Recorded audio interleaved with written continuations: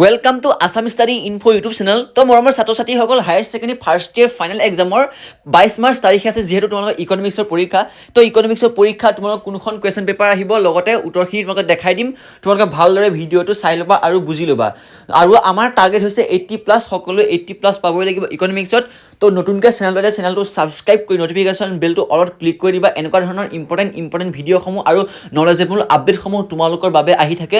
তো তোমালোকে চেনেলটো ছাবস্ক্ৰাইব কৰিবা আৰু আমাৰ হোৱাটছএপ চেনেলত জইন হ'বা। ডেছক্ৰিপশ্যনৰ লিংক আছে, তাত বহুতো ষ্টুডেণ্টে জইন হৈ আছে আৰু বহুতে সহায় হৈ আছে। তো আমি এতিয়া আৰম্ভ কৰিছোঁ, লেটছ গো।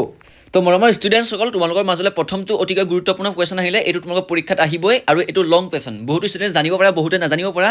তোমালোকে জনাখিনিও চাই ল'বা, কিয়নো ইয়াৰ পৰা তোমালোকে মোৰ যিখিনি কম এতিয়া কথা, সেইখিনিৰ পৰা তোমালোকে অলপ কথা সোমাই দিব পাৰিবা আৰু এইটো কুৱেশ্যন তোমালোকে সাজি লিখিব পাৰিবা। ঠিক আছে, কুৱেশ্যনটো হৈছে তথ্য সংগ্ৰহৰ পদ্ধতিসমূহ কি কি, আৰু এটা কুৱেশ্যন ইয়াত এটেচ কৰি দিয়া হৈছে, ইহঁতৰ গুণ আৰু দোষবোৰ উল্লেখ কৰা। এইটো কুৱেশ্যন তোমালোকৰ পৰীক্ষা কিন্তু আহিব, ভালদৰে তোমালোকে চাই ল'বা।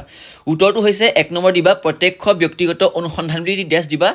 এই প্ৰণালী অনুসৰি অনুসন্ধানকাৰীয়ে ব্যক্তিগত ৰূপে তথ্যদাতাক তথ্য ক্ষেত্ৰত লগ ধৰি বিচাৰ্য বিষয়ত লগা তথ্যসমূহ সংগ্ৰহ কৰে। আৰু ইয়াৰ গুণসমূহ তোমালোকে চাবা। গুণ আছে, প্ৰথমটো প্ৰত্যক্ষ প্ৰণালীৰে সংগ্ৰহ কৰা তথ্য বিশুদ্ধ। 2 লিখিবা সংগ্ৰহকৃত তথ্যৰ যথাৰ্থতা অধিক মাত্ৰাৰ। আৰু 3 চাবা তথ্যসমূহ একৰূপী, যিহেতু এজন ব্যক্তিয়ে সংগ্ৰহ কৰে। তাৰপিছত ইয়াত দোষ চাবা। দোষখিনি হৈছে 1 নম্বৰ প্ৰত্যক্ষ প্ৰণালী সময় ক্ষতিকাৰক। 2 হৈছে প্ৰত্যক্ষ প্ৰণালীৰে সংগ্ৰহ কৰা তথ্য অধিক অভিনতিৰ থল আছে। 3 হৈছে ই বহুত ব্যয়বহুল। ই কি হৈছে? বহুত ব্যয়বহুল বুলি কোৱা হৈছে। তাৰপিছতে ইয়াৰ 2 নম্বৰ পইণ্টটো চাবা, পৰোক্ষ মৌখিক অনুসন্ধান। পৰোক্ষ মৌখিক অনুসন্ধান বুলি দি ডেছ দিবা। তাৰপিছত লিখিবা এই প্ৰণালী অনুসৰি বিচাৰ্য বিষয়ৰ তথ্য পাতি মূল তথ্যদাতাৰ পৰা সংগ্ৰহ নকৰি আওপকীয়াকৈ সংশ্লিষ্ট থকা বা জনাগুনা ব্যক্তিক সাক্ষাৎ কৰি সংগ্ৰহ কৰা হয়। এইটো হৈছে পৰোক্ষ মৌখিক অনুসন্ধান আৰু প্ৰত্যক্ষ ব্যক্তিগত অনুসন্ধান। আৰু ইয়াৰ দোষ গুণকেইটা তোমালোকে চাই ল'বা। দোষ আছে, 1 নম্বৰ পৰোক্ষ মৌখিক অনুসন্ধান প্ৰণালী মিতব্যয়ী বুলি কৈছে। তাৰপিছত 2 নম্বৰ হৈছে বৃহৎ অনুসন্ধানৰ ক্ষেত্ৰতো ইয়াক প্ৰয়োগ কৰিব পাৰি। 3 হৈছে এই প্ৰণালীয়ে তথ্যসমূহ খৰতকীয়াকৈ যোগান ধৰে। আৰু দোষসমূহ হৈছে 1 নম্বৰ তথ্যপাতি যিহেতু পৰোক্ষভাৱেহে সংগ্ৰহ কৰা হয়, সেয়ে এনে তথ্য সম্পূৰ্ণকৈ আশ্বাসমুক্ত নহয়। আৰু ইয়াৰ 2 নম্বৰ পইণ্টটো হৈছে ভেটি দিয়া ভীতি প্ৰদৰ্শন ব্যৱস্থা থাকিলে তথ্যদাতাই পক্ষপাতিত্ব গ্ৰহণ কৰিব পাৰে। আৰু 3 হৈছে সাক্ষাৎকাৰ প্ৰদানকাৰীৰ জ্ঞান অনুসন্ধানৰ বিষয়বস্তুৰ ওপৰত জ্ঞান সম্পূৰ্ণকৈ নাথাকিব পাৰে। জ্ঞানটো কি বেছিকৈ নাথাকিব পাৰে। ঠিক আছে মৰমৰ ষ্টুডেণ্টছ, তোমালোকে এই কুৱেশ্যনখিনি যোনসকল ষ্টুডেণ্ট ইংলিছৰ, তেওঁলোকে কথাখিনি বুজি ল'বা। তাৰ পাছতে তোমালোকে গুগল ট্ৰেঞ্চলেটত গৈ লৈ এইখিনি ইংলিছলৈ তোমালোকে কনভাৰ্ট কৰি ল'বা। আছামিছৰ পৰা তোমালোকে গুগল ট্ৰেঞ্চলেটত যাবা। ঠিক আছে, আৰু তোমালোকে অসমীয়া কথাখিনি বুজি লোৱা। নেক্সট কুৱেশ্যনটো তোমালোকৰ মাজলৈ আহিলে, প্ৰতিচয়ন কাক বোলে? যাদৃচ্ছিক, যাক কোৱা হয় ৰেণ্ডম, আৰু অবাচস্বিক প্ৰতিচয়ন বুলিলে কি বুজা? যাদৃচ্ছিক আৰু অবাচস্বিক প্ৰতিচয়ন বুলিলে কি বুজা? তোমালোকে এইটো ভালদৰে চাই ল'বা। উত্তৰটো হৈছে সমষ্টিৰ কোনো বৈশিষ্ট্য অনুসন্ধান কৰিবলৈ সমষ্টিৰ পৰা নমুনা নিৰ্বাচন কৰা প্ৰণালীক প্ৰতিচয়ন বোলে। তোমালোকে যদি থাকি যায়, তোমালোকে ভিডিঅ'টো ৰখাই লৈ লিখি ল'বা, কাৰণ মই স্পীডত কম যাতে কম সময়ত গোটেইখিনি কুৱেশ্যন তোমালোকে ক্লিয়াৰ কৰি দিব পাৰোঁ। সেইকাৰণে তোমালোকে, যিহেতু কাইলৈ তোমালোকৰ পৰীক্ষাটো হ'লেই। প্ৰতিচয়ন 2 প্ৰকাৰৰ হয়, এক হৈছে যাদৃচ্ছিক আৰু অযাদৃচ্ছিক। ঠিক আছে, তাৰপিছত তোমালোকে প্ৰথমটো চাবা, যাদৃচ্ছিকটো চাবা। যাদৃচ্ছিক প্ৰতিচয়নত সমষ্টিৰ পৰা প্ৰতিটো গোট যাদৃচ্ছিকভাৱে নিৰ্বাচিত কৰা হয়। আৰু 2 হৈছে অযাদৃচ্ছিক অভিপ্ৰায়িক বুলি কোৱা হয়। অযাদৃচ্ছিক প্ৰতিচয়ন পদ্ধতিত অনুসন্ধানকাৰীয়ে নিজৰ অভিজ্ঞতা আৰু বুদ্ধিবৃত্তিৰ ওপৰত ভিত্তি কৰি প্ৰতিদৰ্শত অনুভুক্ত কৰে। ঠিক আছে, এই দুটা হৈছে ইয়াৰ পইণ্টকেইটা, তোমালোকে ভালদৰে চাই ল'বা। তাৰ পাছতে নেক্সট কুৱেশ্যনটো আহিলে, প্ৰতিদৰ্শ জৰীপ কি? ইয়াক কি কি ক্ষেত্ৰত প্ৰয়োগ কৰা হয়? এইটো কুৱেশ্যন তোমালোকে অতিকৈ গুৰুত্বপূৰ্ণ। তো তোমালোকে উত্তৰটো চাবা, যি জৰীপত সমষ্টি এটাৰ একোটা অংশত থকা গোট উৎপাদন সত্তা বা ব্যক্তিৰ বৈশিষ্ট্য অনুসন্ধান কৰা হয় আৰু তাৰ ওপৰত ভিত্তি কৰি হলভিলেৰ বৈশিষ্ট্য সম্পৰ্কে মতামত দাঙি ধৰা হয়, তাকে কি বুলি কোৱা হয়? প্ৰতিদৰ্শ জৰীপ বোলা হয়। প্ৰতিদৰ্শ জৰাপৰ কি প্ৰণালীসমূহ তোমালোকে চাই ল'বা। জৰীপ হ'ব লাগিছিলে, এইটো জৰাপ হ'ল। ঠিক আছে, এইটো তোমালোকে শুদ্ধ কৰি ল'বা। তাৰপাছত মোৰ কিছুমান স্পীডত কম কাৰণে প্ৰনাউন্সিয়েশ্যন ভুল হ'ব পাৰে, তোমালোকে এইটো শুদ্ধ কৰি ল'বা, যাতে মই যিহেতু স্পীডত তোমালোকে কৈ আছোঁ।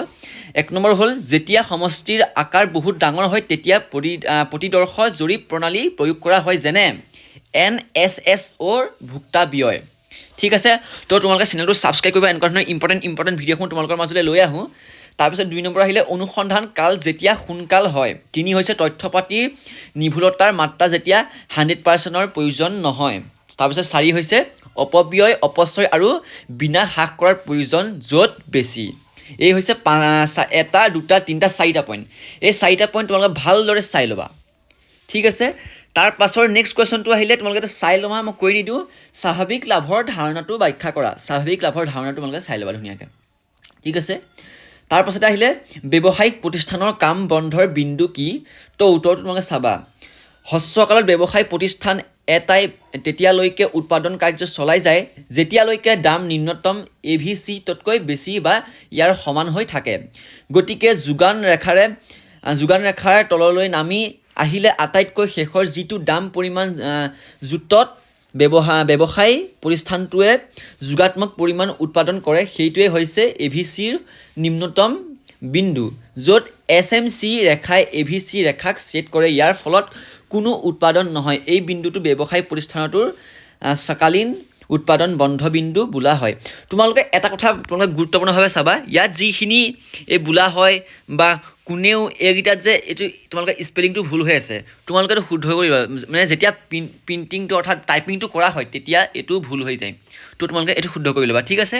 তাৰপিছত তোমালোকে নেক্সট কুৱেশ্যনটো চাবা, চিত্ৰৰ সহায়ত তথ্য উপস্থাপনৰ উপকাৰিতা আৰু গুৰুত্ব কি?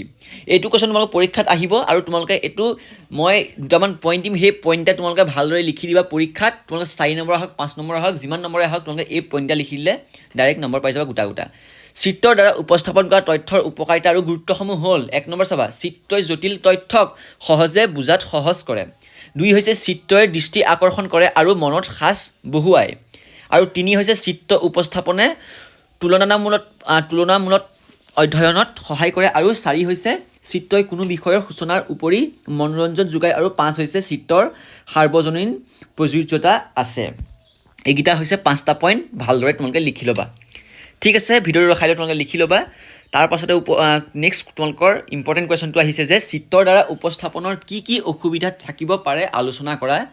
উত্তৰটো চাবা, চিত্ৰৰ দ্বাৰা উপস্থাপনৰ অসুবিধাসমূহ হ'ল: 1 নম্বৰ চাবা, চিত্ৰই সীমিত তথ্য প্ৰদৰ্শন কৰে। তথ্যবোৰৰ মাজত কম পাৰ্থক্য থাকিলে চিত্ৰই পাৰ্থক্যতাত ফুটাই তুলিব নোৱাৰে। আৰু 2 হৈছে জটিল তথ্যৰে উপস্থাপন কৰা চিত্ৰ সহজে বোধগম্য নহয়। তাৰপিছত 3 হৈছে চিত্ৰ অংকনত অধিক সময় আৰু পৰিশ্ৰম লাগে। 4 হৈছে চিত্ৰই বাৰম্বাৰতা বণ্টন তথ্য উপস্থাপন কৰিব নোৱাৰে। আৰু 5 হৈছে চিত্ৰৰ দ্বাৰা চলকবোৰৰ মাজত থকা সম্পৰ্ক অধ্যয়ন কৰিব পৰা নাযায়। এইকেইটা হৈছে 5টা পইণ্ট, তোমালোকে ভালদৰে লিখি লোৱা। পৰীক্ষা তোমালোকে আহিব, ভিডিঅ'টো ৰখাই লৈ তোমালোকে লিখি ল'বা ভালকৈ। তাৰ পাছতে কুৱেশ্যনটো আহিলে, হিষ্টগ্ৰামক কি ভাগত ভাগ কৰা হৈছে? এইটো মষ্ট ইম্পৰ্টেণ্ট কুৱেশ্যন, তোমালোকে এইটো মুখস্থ কৰি যাবা, ঠিক আছে, বুজি ল'বা, মুখস্থ কৰি ল'বা। হিষ্টগ্ৰামক কি ভাগত ভাগ কৰা হয়? এইটো আচলতে মুখস্থ কৰিবলৈ লোৱা বস্তুৱেই। হিষ্টগ্ৰামক 4টা ভাগত ভাগ কৰা হয় বুলি তোমালোকক ইয়াত কোৱা হৈছে। 4টা ভাগত হিষ্টগ্ৰামক ভাগ কৰা হয়।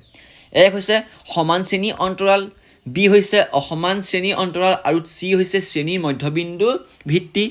তাৰপিছতে ইয়াৰ D নম্বৰটো হৈছে অন্তৰ্ভুক্তি প্ৰণালী ভিত্তিক, ঠিক আছে। এই 4টা তোমালোকে ভালদৰে চাই লোৱা আৰু লিখি লোৱা, ঠিক আছে। মৰমৰ ষ্টুডেণ্টছ, তোমালোকে এইটো ভিডিঅ' যিমান পৰা নিজৰ বন্ধু বান্ধৱীসকলে শ্বেয়াৰ কৰা যাতে সকলোৱে ইকনমিক্সত 80+ টাৰ্গেট লয় আৰু 80+ সকলোৱে পায়। আৰু তোমালোকে পাৰ্ট 1 পাৰ্ট B এই ভিডিঅ'কেইটা চাই ল'বা।